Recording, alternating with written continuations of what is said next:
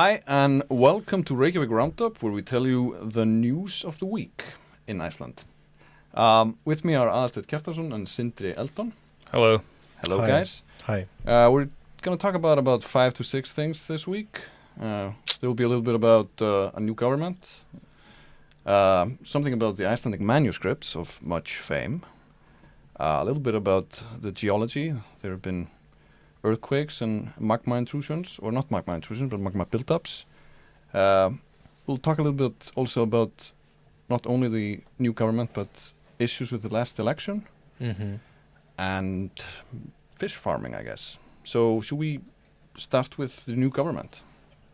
The Valkyrie Government. Valkyriðnar. Someone better come up with a new name soon so it'll stick instead of this Valkyrie horseshit. I hate it so much. I thought always that Valkyries just brought doom and death. Yeah, I mean, that does make them sound more badass. I think it sounds cooler if you're not from here, but, like, for cultural context, I feel like calling them Valkyries would be like calling, I don't know, if women were running America, it would be like calling them, you know, the Daughters of the Revolution or something equally cliche. It's just, I don't know, it's kind of done. I mean, there are the two biggest Valkyrie cultural references I can think of is the Wagner thing, which was made famous in a movie. Yeah.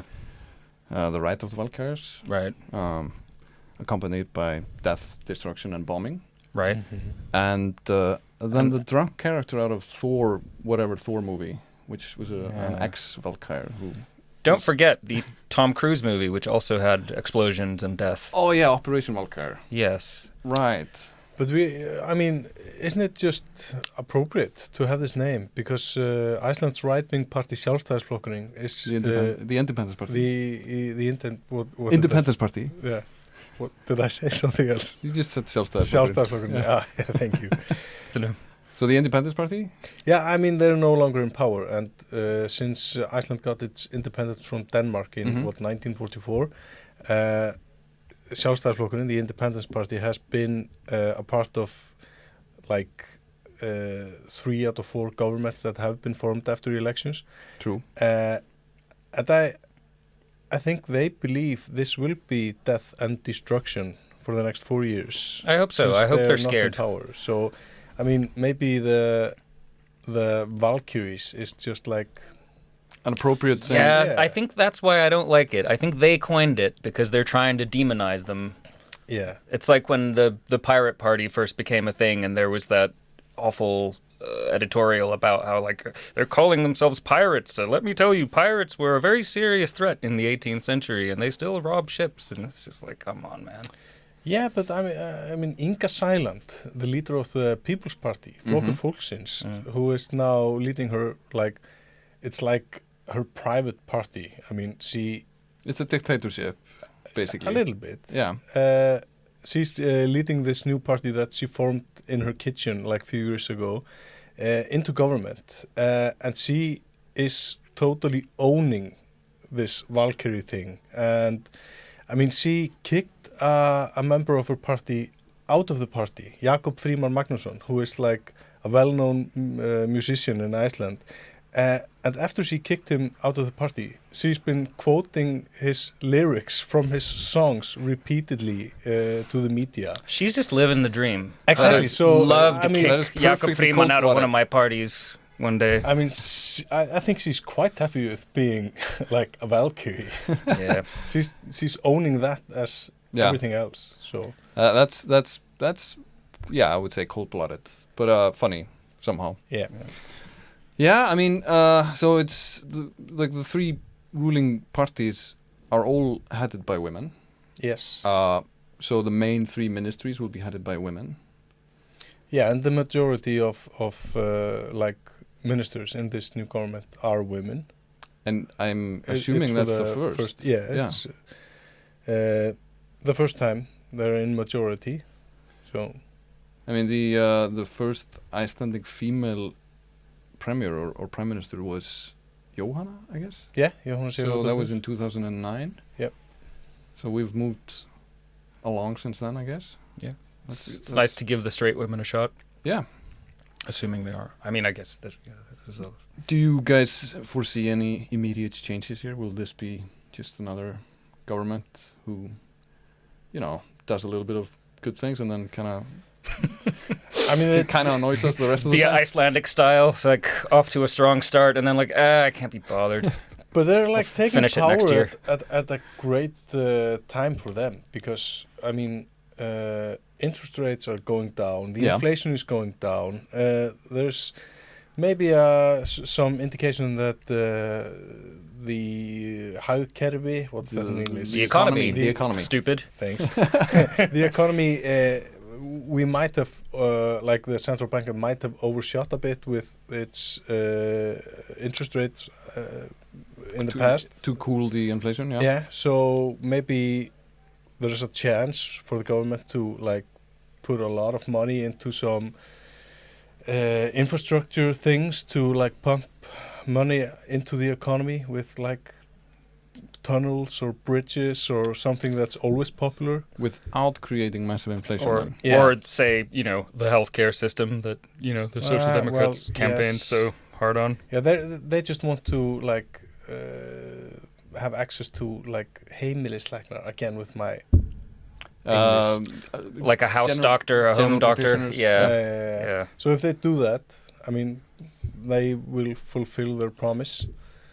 So they don't have to like fix the healthcare system. They just need to make it marginally better. Marginally better would be still better. Yeah. So, I mean, I think they're like taking power at the exactly right time for them. Yeah, that's a very good point. I mean, it means that, speaking of a scared independence party, that's their worst nightmare. That this government is actually coming in at what seems to be a good economic time. Yeah, I hope so. I love being reminded of how unhappy they must be. It really makes my day. Well, speaking of unhappy independence party people, we got a long list of those to go through. Their chairman for the past 10 years now or more. 13 years. 13 years. Yeah. Bjarni Benediktsson just announced this week, I think. No, it's 16 years. Sorry. 16 years that he is leaving. Yeah. And he will subsequently leave Parliament, which, well, talking of an upside, meant that Jón Gunnarsson, our friend from the last before last episode, recurring character, Jón gets Gunnarsson into Parliament in his place. But he's left, and I guess nobody's heard what he's going to be up to. He's not announced what he's going to be doing next. Is he really leaving, though? Isn't it just, a lie? A lie? I mean, how can that be a lie? He's leaving... Yeah, for now, but he'll come back. Well, yeah. I mean, he's not saying he's gone for good, then. Well, he's Iceland's, like, historically most unpopular politician ever. Yeah. So, I mean... hasn't stopped him before. No, but I mean, there are like 4 people who have like gone against him for the like within the party to lead the party, and they have always gotten like at least 30% of the votes. So he has never had the entire party behind him. So if he's leaving now after losing this election, I mean, it's the worst outcome for the Independence Party ever. And it's like 100-something year history. He loses out on yet another New Year's address. He's the only prime minister who's never had a New Year's address on national TV. Yeah, his governments have always blown up before he can. And it's not like it doesn't matter if you like have the New Year's address, but I mean it does kind of matter though, doesn't it? It's like symbolic thing. Yeah, but there is another thing during a 16-year tenure which has happened, which is that first there's like the moderate international leaning part of the party split into Viðreisn, which is now in government. Yep. And a lot of their sort of more conservative slash how can we put this nicely? Nicely. Mildly anti everything new including immigration, those votes have then gone for the center party. The well-named center party. The well-named center party, which is not on the center Yeah, at all. see, this is sort of what I was starting to think as well. It's like the top of the playbook for the disgraced, resigning politician is Splinter Party, either their own or someone else's. Yeah, but he's failed to keep all those elements within the party and thus keep the party a big party, which it always used to be. So that's kind of also part of his legacy, that he's been the chair of that party that has failed to keep that monster together, like all these different opinions. They've simply seeded and left this party as a 20% party instead of like a 40% party. Which That's is a good name for a party. The 20% party. Yeah.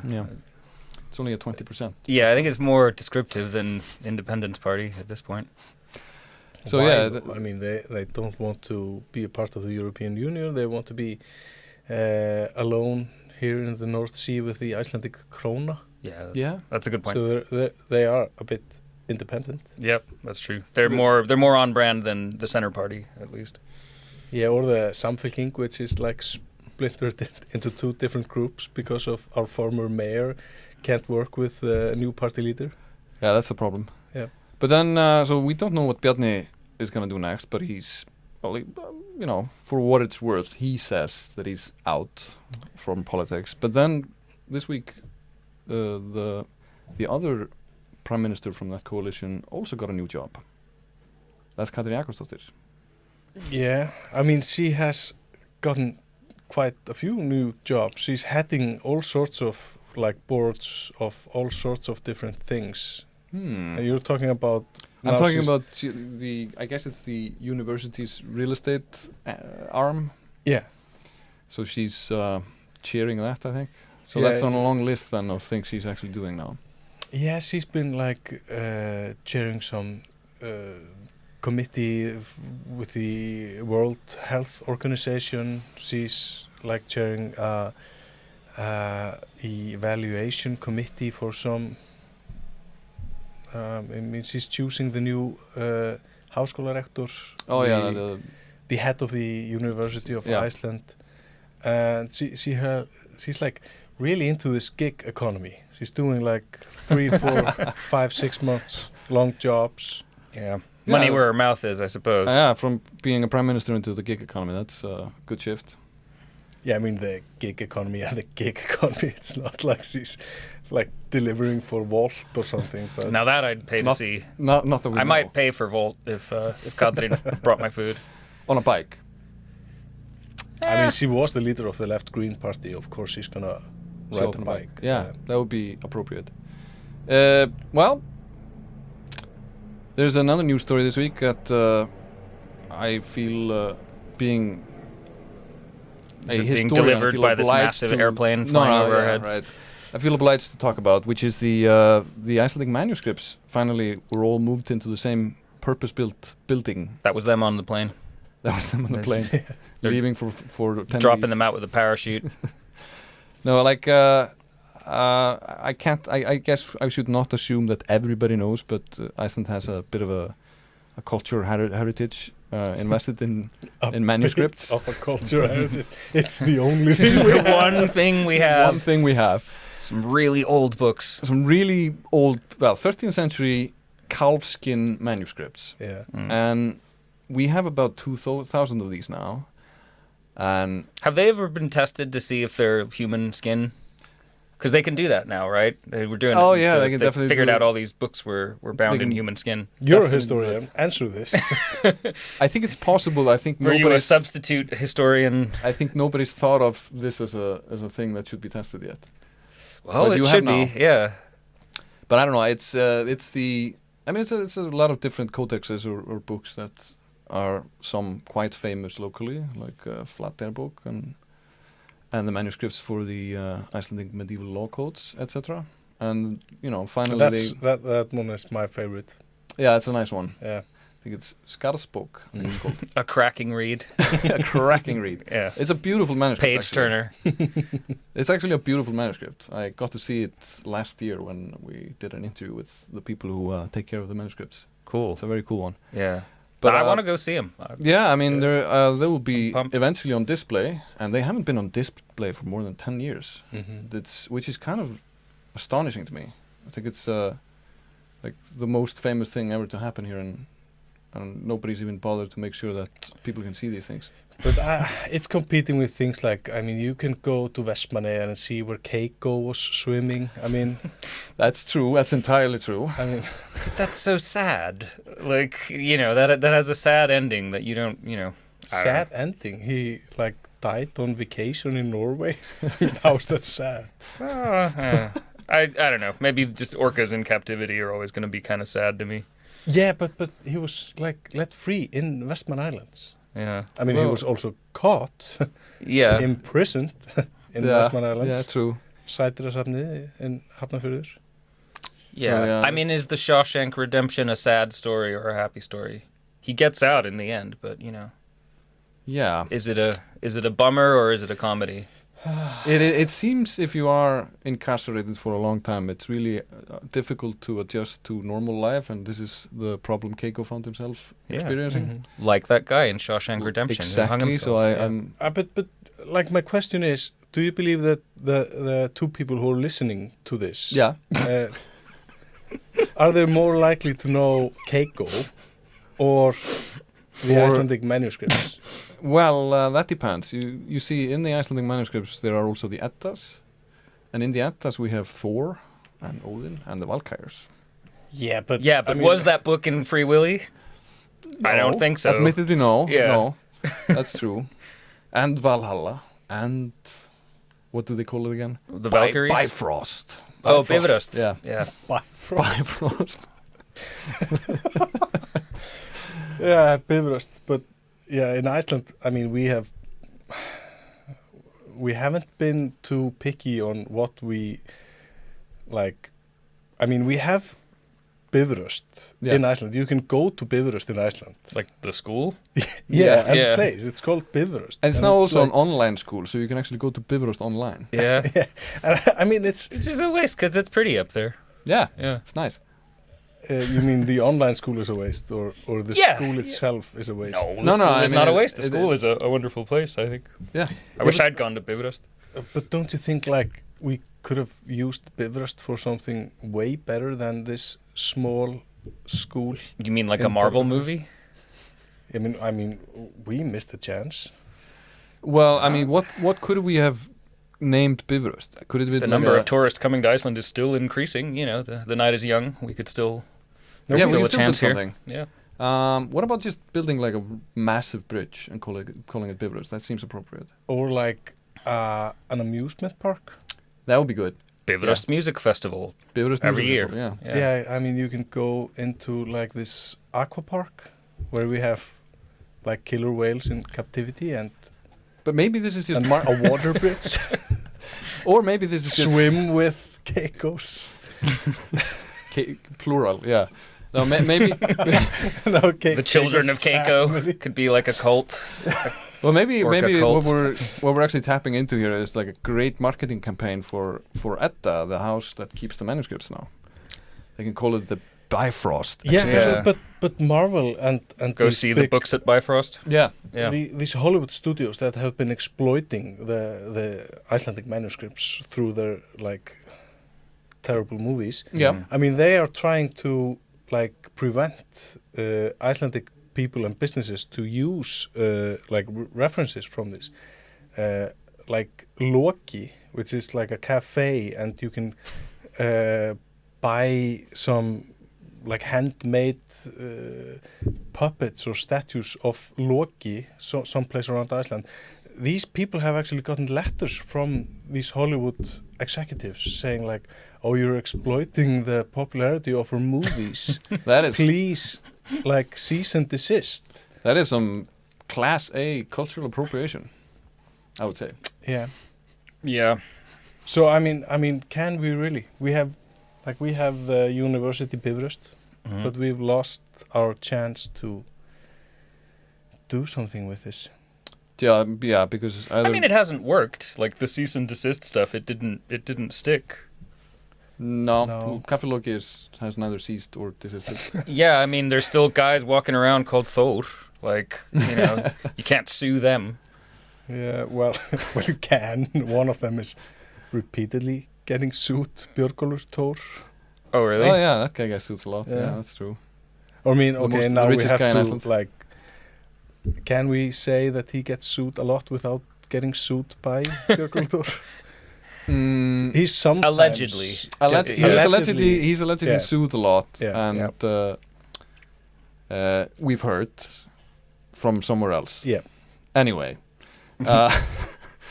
But the thing about the manuscripts, I wanted to point this out. I mean, we always talk about that the Icelandic language is so like preserved that we can read the manuscripts. Have you tried?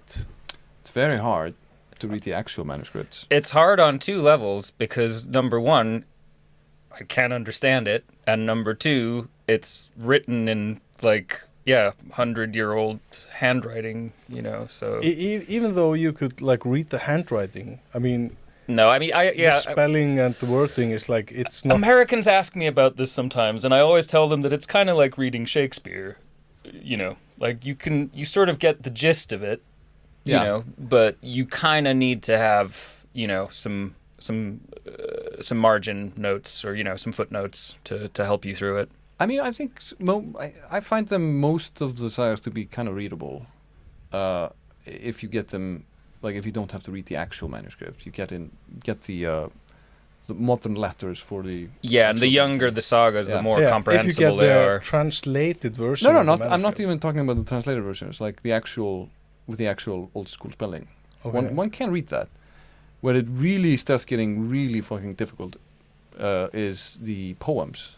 Yeah. Those are completely incomprehensible to me, and I've never... And Yeah, it means nothing. It's like word salad. It's It's a like complete reading word a salad. Scrabble game. and some of them have never been deciphered, actually. But Which sort of speaks to their power. I mean, like, you know, they're saying so much with so little. It's about the spaces between the words, really, rather than the... But what maybe the new Valkyrie government will decipher these poems. you can never tell. Unlock the Bifrost spell Yeah. that's been kept them in stone for thousands of years. And the flying killer whales will consume all. You're talking about the Keikos. Yeah, and it would unlock a rainbow bridge with orcas flying on top of it. I mean, Yeah, then thanks we for the could- acid earlier, by the way. Well, we're happy that the manuscripts are back somewhere we can actually see them, or there will be an exhibition, I guess, very soon on them. You can't touch them, I'm assuming, right? No, you cannot. Can you, like, ask someone to touch them? Like, is there a person there to, like, can you read them? Will it be like a page turner? I hope there's not a person that has to like touch the manuscript. Oh my god, are you on kidding? demand. There's so many weirdo Icelandic people who would kill for that job. Be like, oh, the page turner. Well, when I looked It's at very the, delicate. No one breathe too quickly. when I looked at the before mentioned law manuscript, the person who showed it to me had really nice gloves on, and sort of turned some pages for me. Yeah, I think you told me about It was that. very satisfying. Yeah. So, He seemed happy to do it too, I bet. She was happy to show it to me. Yeah. Yeah. Yeah, they love that shit. So, from manuscripts to, I guess, earthquakes. Yeah. So there were reports on. I keep trying to nod and then I forget the camera's not working. Well, there's another camera. Oh, hello. Hey, Wait, Hello which one is there. not working? I don't know. the big one. Okay. So anyway, in the past 2 days, or there was like a swarm of earthquakes in Vatnajökull on I guess it was 2 days ago, Yeah. and they were pretty big ones, like reaching up to I think 4 on the famous Richter scale. Oh, are we still using that? I think so. Didn't we transition to something else? Yeah, just like 4. It's just down 4. Oh, Yeah, okay. No mention of Richter. Yeah. Whoever that was. Richter is out. Richter is out. He was cancelled. He's been cancelled from geology. Yeah. But I mean, this. Then it just stopped, but it raised some questions about whether or not we're going to have another eruption like we had in 2014 in Hólurhraun, which is north of Vatnajökull. Yeah. I guess not. I mean, these things happen every now and then. We have earthquakes in areas that magma is building up, and then nothing happens for years. There's also been earthquakes in near Ljósifjöll in West Iceland, and that is an active system that hasn't erupted since I think the 10th century, and that seems to be waking up. And then from before the manuscripts were written. It's older than the manuscripts. Yeah. And do you want to get into like Old Norse lava meets mythology? Oh, you know we do. Yes, please. Because there are no active volcanoes in Scandinavia, right? Ha ha. Bunch of losers. So the appearance of some characters in the Norse mythology and sagas, like Surtur, who is definitely a volcano god, must therefore, or is very likely to be actually, or it has probably originated here, because that's the first time these people actually experienced eruptions. So there is. Just to be clear, you don't actually believe in Surtur, do you? No. But I do okay. believe volcanoes exist. Okay. So there is that element of the Norse mythology that it changed coming here, and it influenced what we actually know about Norse mythology, which is just basically what is in the myth. Oh, you're saying like the myths are based on geological events? Yeah, of course. Yeah. Thanks for clarifying. Yeah. Anyway, yeah, I was completely lost. But anyway, I think I mean we talked about it last time, how we're really bored with this subject. I mean, there is also magma built up under the Blue Lagoon yet again, and it's probably going to erupt in the next few weeks. Under the Yay! Blue Lagoon, it's like It's just left of it, or almost under it. yeah. I mean, technically New Zealand is under the Blue Lagoon, but you know.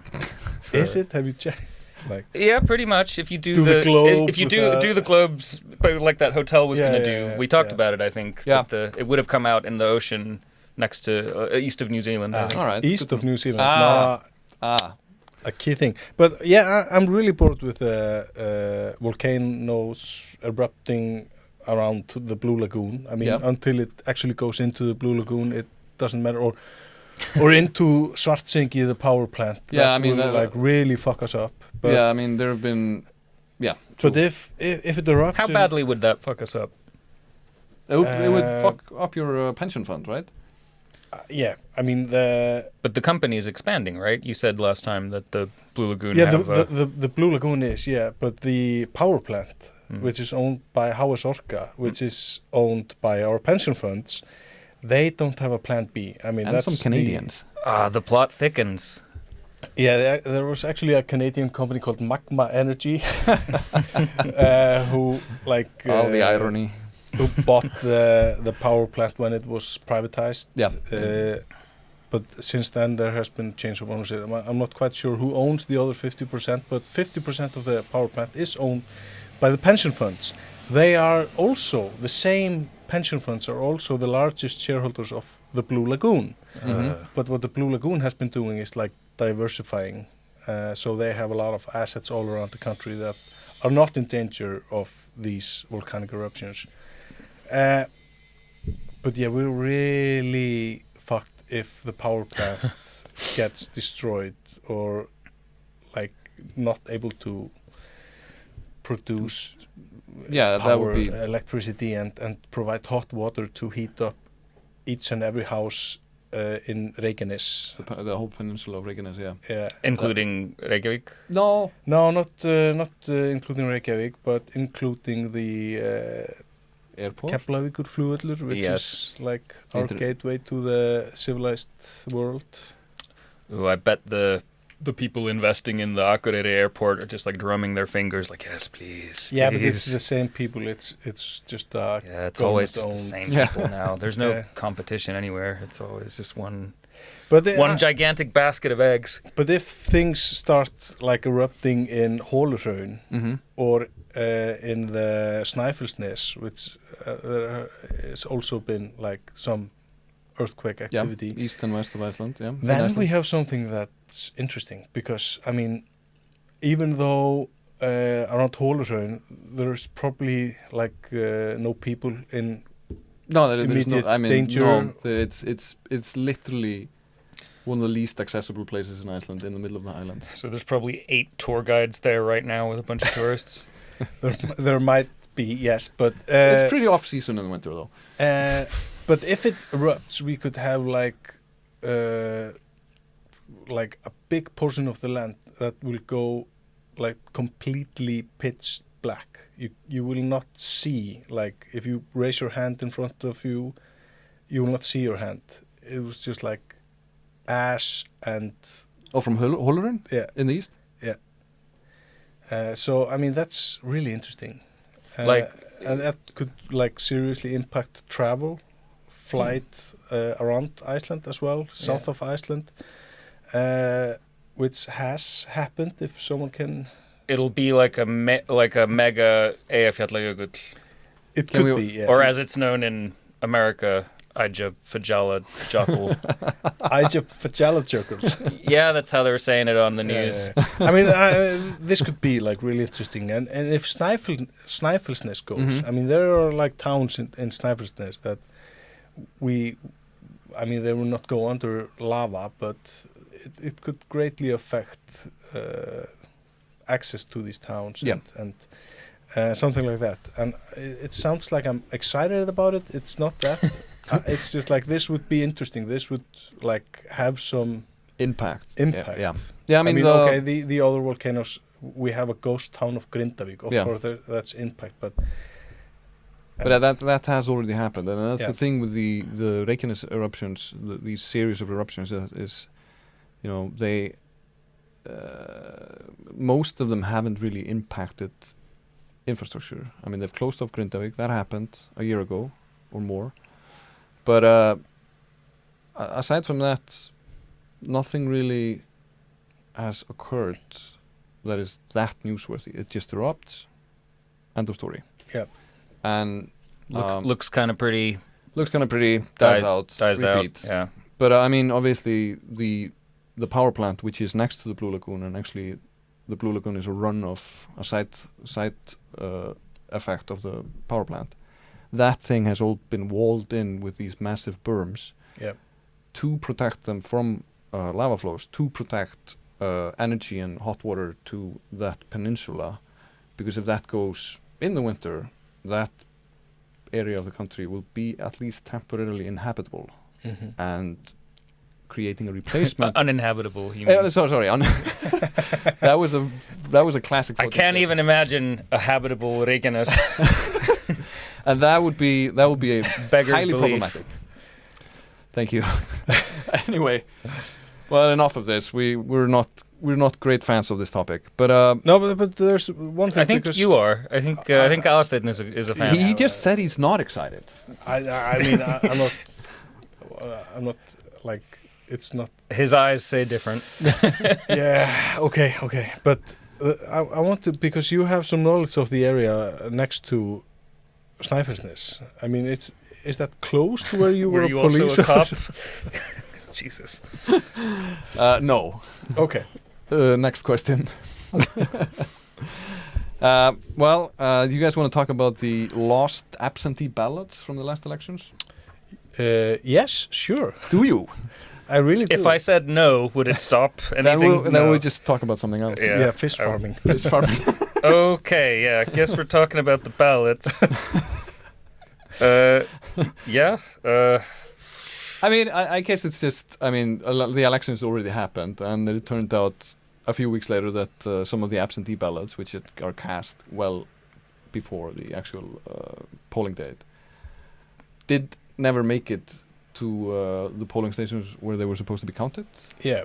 I mean, it's within 100 ballots, I think. It's not a lot. We don't know exactly how many they are. And we don't know if any of those people who like casted these ballots then showed up and like voted again, voted again. You can't do that, and then your absentee ballot I didn't know you like, could do that. Yeah, I do it or maybe I did. If you really? I usually, I mean, I go. You vote for two parties and just... I just like to make sure that I get to vote. I go and like cast an absentee ballot, and then if I can, and if I've changed my mind in the weeks leading up to like election day, I go again. Vote again. Vote again. Wow. My mind is blown. He loves voting so much he does it twice. Does it twice, yeah. Yeah, and I always like. I might start doing that. I really hope that they might make a mistake and count my vote twice. It's really disconcerting, like the absentee ballot. Like when I was living in Seattle, it's like I voted at the consulate there, and it's just like you have no idea if it's going to make it on time or make it at all. Like I voted like 3 weeks in advance because mail from America is, Yeah, that's the thing about the absentee ballots. It's He's just pissing in the wind. You have no idea. Yeah, because the well, if you piss against the wind, you have quite a clear idea what's going to happen. Not if your eyes are closed. Not if you piss in Iceland and the wind changes twice in the time it takes you to piss, depending on the size of your bladder. Yeah. And the weather. Yeah. No, but I mean, none of these things are actually strictly speaking illegal. They just got lost, and that's kind of a part of the program, I guess. Yeah. It's not that somebody. Well, I guess some neglect happened. Icelandair cargo was supposed to ship like a couple of boxes to east of Iceland, and one of those boxes got lost.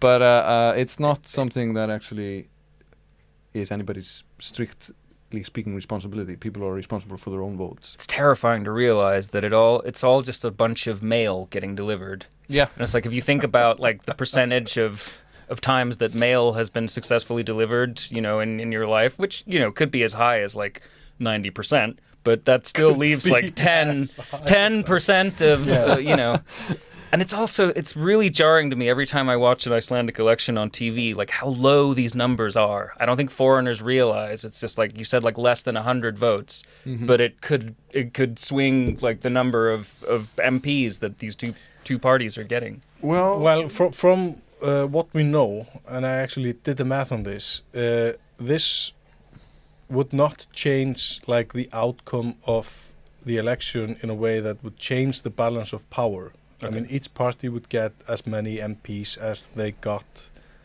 according to the count that actually happened. Okay. But it would, and it takes as few as 4 votes to change who are the representatives for these parties. Because we have like 6 constituencies in Iceland, and most of the MPs from these constituencies are like elected by the people in that constituency, but then there are 2 representatives or 1 or 2 representatives in each of these places. That's like a part of a big, like, what's it called, a hringekja, like a merry-go-round. Yeah, it's an incomprehensible merry-go-round of leveling out the votes somehow.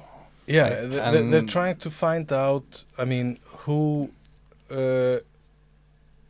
based on the total votes, what is the most fair distribution of MPs from each constituency.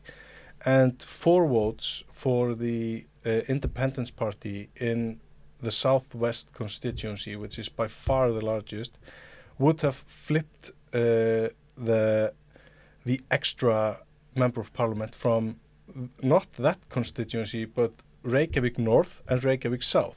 So instead of having Grímur Grímsson, which is like an iconic police like detective in Iceland, he would not be a member of parliament like he is now, but instead we have this, like, I'm going to say failed chief negotiator for the government that's supposed to like miðla málum, mediate between the like workers' unions and the I guess the people who own the money. Yeah. The people who own the money. Yes. He had to resign and stuff, and then he like ran for parliament, and it's like the difference between those guys was 4 votes. Yeah. And on the Independence Party side, which also would be affected by this, we would have Brynjar Níelsson, like an iconic former member of parliament, instead of Jón Pétur Simpson, which is like this really popular vice principal of this large school in Iceland, who's been like, people are like, oh yeah, that's a good candidate for parliament, but he would lose out. But this is like, what you were explaining now is too complicated. Very complicated. Okay, yes. And not only is it complicated, it doesn't really make any sense. and Do one any the, of these systems make sense? I mean, if somebody's come up with a good system, which sort of brings us to our next point, which is what that analyst was saying, is that every 25 years or so, the system needs to be re-examined. Yeah. Says the guy who actually made the formula to do all this shit. Yeah, Ólafur Þ. Magnússon, right? Good on him for saying, Thorkell. Oh yeah, I think both of them said this. The Thorkell, mathematician. can't remember his name, last name. No. Yeah, so one I think professor of political science and one mathematician. So you're saying that even the guys who designed the system think it needs to be re-examined. Yeah, but this is all a really complex way to make sure that the people outside of Reykjavík have more sway. More sway, because we would the system would be really easy if there was only one constituency, and I mean in a country where just about 300,000 people can vote, do we really need 6? No, I mean what you're saying is that depending on where you live, your vote matters more or less. It matters less per person in Reykjavík than it does in, say, Akureyri. Yeah, and or Vestfirðir. Or Vestfirðir. Like when you were a police officer in Vestfirðir. Indeed. Did you vote? I felt like I mattered more. Yeah, I mean, at that time, you do. You're like 1/20th of the community. You know, it's like it's a whole. I mean, I used to definitely be on very much sort of one end of this spectrum, that it's ridiculous that, because I mean obviously this is a huge problem in America with the electoral college system and the states having each state has the same amount of senators, and it is kind of horseshit if you crunch the numbers. But I don't know. There is but if also you don't cross the numbers. Yeah, see, there is a part of me that thinks that control of government shouldn't necessarily rest with just the largest amount of people. That if you, I'm too jet lagged to explain this properly, but there's more to a country than the people living in it, right? Like, this is an area of land. And in fact, you could kind of argue that from an environmentalist or, agrarian standpoint, that when you're dealing with rural areas and smaller communities and stuff like that, that maybe they should matter more. It's not, the most popular opinion in this room, but I think... In this room? I mean, I'm just talking about the math. I mean, there are a case to be made to have even simpler. More constituents. Yeah. You could go all the way into when it comes to this whole idea about decisions should be taken by the people who are affected by them and all those things. I mean, it's all valid. And I mean, arguments. we can compare our system to what they have in the UK, where you have a single person constituency. I mean, there's just one clear winner, and what we have from that is the majority is made of usually by one party, even though they don't have more than maybe 30% of the popular vote.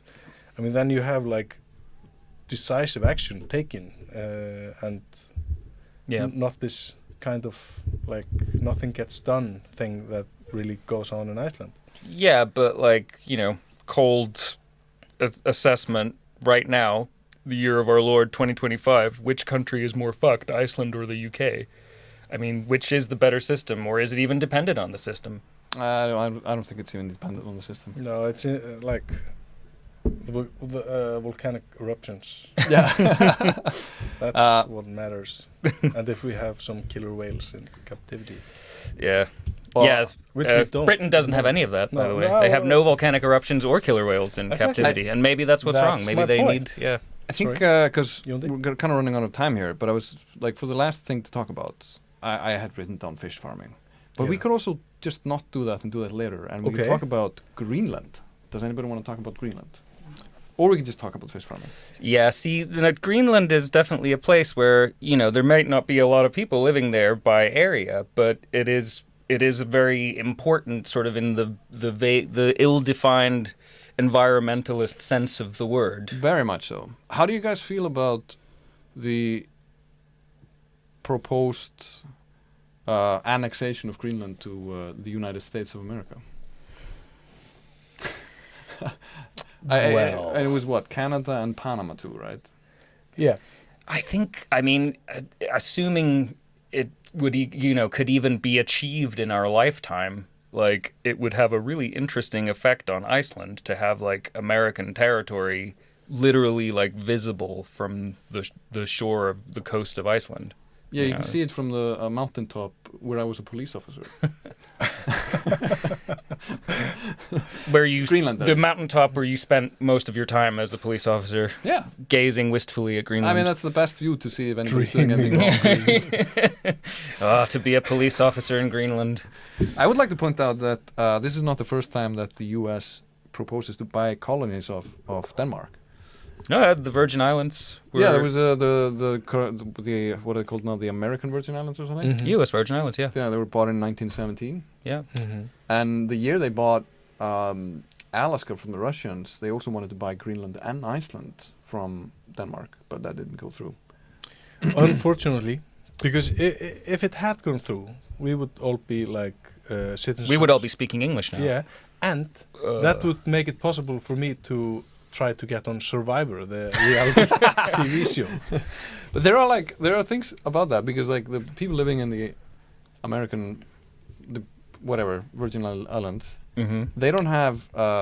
They're still a colony basically. They're like Yeah. they can't vote. They don't even have representation. They literally have the words America's Caribbean on their license plates. Yeah. So would we actually have gotten, senators and Congress members and the right to vote if we had been annexed? Puerto Rico has congressmen, I guess. No, they No, they don't. They have anything. What? They're just like they can't vote in They're the just a US. territory. They're just a There's no territory. power. Oh, that's right. No, I'm getting Territory is confused. Yeah. newspeak for colony. Yeah. They get to vote in the primaries. That's what I'm I got but they confused, don't. yeah. And they're Actually- really happy about it, I hear. Absolutely loving it. And I guess that's also a thing. Like, would we, or would Greenland in this case, which is actually more of a realistic discussion, would they be just become a territory, or would they actually get something else? If any Greenlandic people are listening right now, then yeah, like, if you do go for this America shit, you're in a position of power, try to bargain, make sure you get some congressmen and some senators and shit. Yeah, otherwise they'll just be exploited. For hundreds of years Yeah. by a foreign power, gee, wouldn't that be... That would be a novelty, wouldn't it? Yeah. But they have now the opportunity to actually get something from Denmark.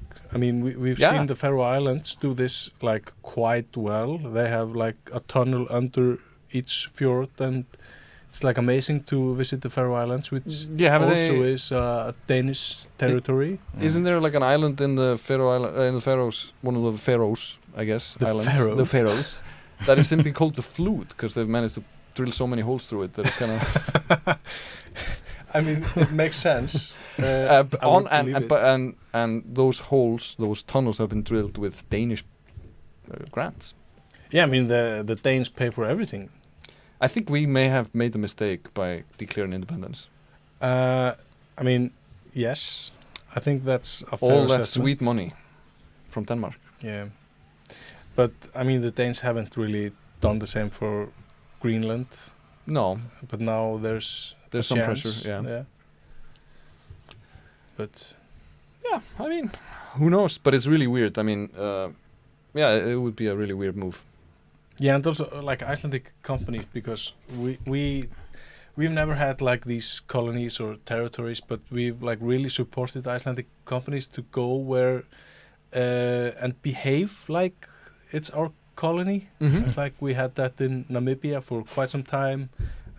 We've had that really in Greenland as well, because Icelandic interests in Greenland are like significant. Mining interest and stuff like that. Mining Yeah. interests, fisheries. We like the shipping business is closely connected to Icelandic companies. Icelandic private corporations investing in infrastructure in Greenland and stuff like that. So, I mean, this might actually matter greatly to the Icelandic economy we were talking about earlier. Yeah. I mean, We would have less access to it because it would be part of America, is what you're Yeah. saying. Yeah. It was actually in the beginning of the 20th century. There's a hobby historian whose name was Jón Aðils, who argued and campaigned a lot for the idea that Greenland should be Iceland's colony based on the Norse settlement there in the 10th century. Mm-hmm. Didn't work out. No. Obviously, didn't make But any sense. we like we have this really active foreign minister now. She's already been to Ukraine to meet with their foreign minister, and she's been like going around Europe, like meeting her starfsbræður, colleagues, new colleagues. yeah. Yeah. So I mean, this might be her chance to like To make shine. the case. Like, okay, I mean, Denmark failed Greenland. The U.S. can't do for Greenland what it needs, but Iceland, we are your masters. we are your big brother. Or it could be, you know, a partnership of equals. Griceland. It could be one big country. Yeah. Yeah. Or- Build all the tunnels we want. Between Greenland and Iceland. Yeah, why not? Oh no, Yeah. we will build the Bifrost. Yeah, we will. Across Yes. Bifrost, yes. That's what. Finally, it will live up to its Okay, name. yeah. Bridge of the Heavens. Or Brits. maybe the Greenlanders should be just declare independence and be over with this. It does seem the Shit only show. rational way. Like if they're sitting on all that wealth, just Yeah, become just an keep it. independent country and give it away for money. You know, instead of. Yeah. Instead of becoming the next Virgin Islands. Yeah. Anyway, The Icelandic Virgin Islands. Yeah. Where the snorkeling is not as lovely. well, thanks for listening. We'll see you next week. Goodbye. Tack och Goodbye. tack. Bless. Tack och tack. Bra, bra, bra. Blah.